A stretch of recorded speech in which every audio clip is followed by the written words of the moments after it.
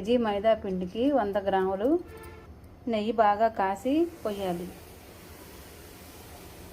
నెయ్యి పోసిన తర్వాత పిండిని ఇట్లా బాగా కలుపుకొని ఈ పిండి ఇట్లా పిసికితే ఇట్లా ముద్దలాగా రావాలి. తర్వాత కొద్దిగా నీళ్లు పోసుకుంటూ చపాతీ పిండిలాగా కలుపుకోవాలి. చపాతీ పిండిలాగా కలుపుకోవాలి. చిన్న చిన్న ఉండలుగా చేసుకొని అది పూరీలాగా ఒత్తుకోవాలి. చాకుతో ఇలా కట్ చేసి ఇటు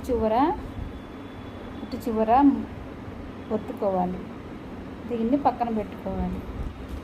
ఇది నూనెలో డీప్ ఫ్రై చేసుకోవాలి. దోరగా వేయించుకోవాలి. కేజీ పంచదారని బాగా పాకం రాణించుకోవాలి. పాకం ఇలా కొంచెం గట్టిగా అనిపించాలి. అప్పుడు ఆపేసుకోవాలి. పాకంలో కొంచెం యాలక్కాయ పొడి వేసుకొని ఇలా వేయించుకున్నవన్నీ పాకంలో తిప్పుకొని పక్కన పెట్టుకోవాలి. కాజాలు అంటామండి మేము. కాజాలు రెడీ అయిపోయింది. మీరు కూడా ట్రై చేయండి. Please like, share and subscribe.